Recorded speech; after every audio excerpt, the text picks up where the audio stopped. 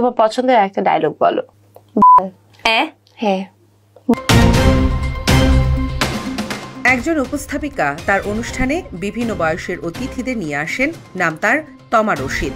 বিশেষ করে এই টক শোতে নারী অতিথিদের বেশি দেখা যায়।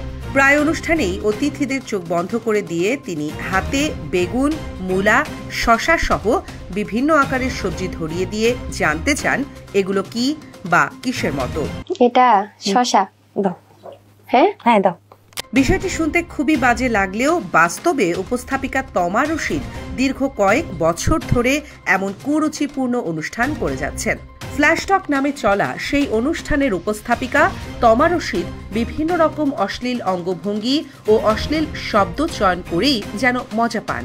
তার অনুষ্ঠানের মূল লক্ষ্য এবং উদ্দেশ্যই যেন সমাজে অশ্লীলতা ছড়িয়ে দেয়া।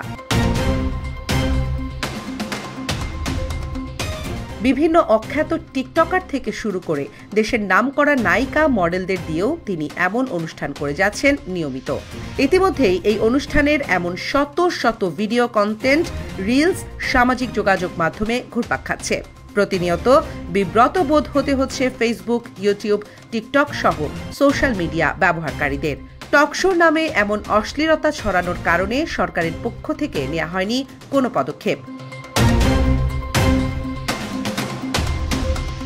এবার সেই উপস্থাপিকা তমা রশিদ ও ফ্ল্যাশটক প্রতিষ্ঠানের মালিককে এমন কুরুচিপূর্ণ এবং বাংলাদেশের সামাজিকতা, পারিবারিক মূল্যবোধ ও নৈতিকতার সম্পূর্ণ পরিপন্থী অনুষ্ঠান বন্ধের জন্য লিগ্যাল নোটিশ পাঠান বাংলাদেশের সুপ্রিম কোর্টের আইনজীবী অ্যাডভোকেট মোহাম্মদ ওবায়দুল্লাহ আল মামুন সাকিব।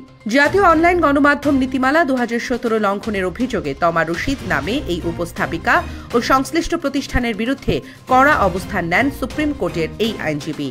তার দাবি, টেলিভিশন চ্যানেলের উপস্থাপিকা তমা রশিদ বিভিন্ন টিকটকার ও বিনোদন জগতের ব্যক্তিদের নিয়ে ফ্ল্যাশ টক নামে একটি অনুষ্ঠান করেন।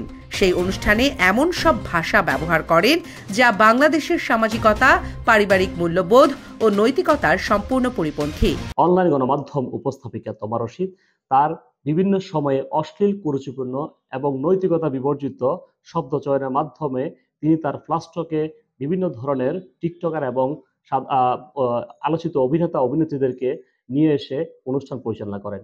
সেই অনুষ্ঠানে তিনি বিভিন্ন সময়ে সামাজিক, পারিবারিক এবং ধর্মীয় ভাবে বাংলাদেশের যে আবহমান কালচার জড়িত সেই আবহমান কালচার এবং পারিবারিক মূল্যবোধের সাথে সাংঘর্ষিক বিভিন্ন শব্দ চয়ন করে। আমি একজন আইনজীবী হিসেবে বাংলাদেশের আবহমান কালচারের প্রতি শ্রদ্ধা রেখেই বাংলাদেশের মানুষের মাঝে সামাজিক, পারিবারিক এবং ধর্মীয় মূল্যবোধকে যাতে অক্ষুণ্ণ থাকে সেই চিন্তা করে আমি আজকে তমা রশিদকে লিগ্যাল নোটিশ দিয়েছি, যাতে তিনি পরবর্তীতে অনুষ্ঠান পরিচালনা করার সময় তিনি তার মাথায় রাখবেন যে জাতীয় সম্প্রচার নীতিমালা এবং জাতীয় অনলাইন গণমাধ্যম নীতিমালায় বর্ণিত সকল ধরনের আইনি নীতিমালাগুলো।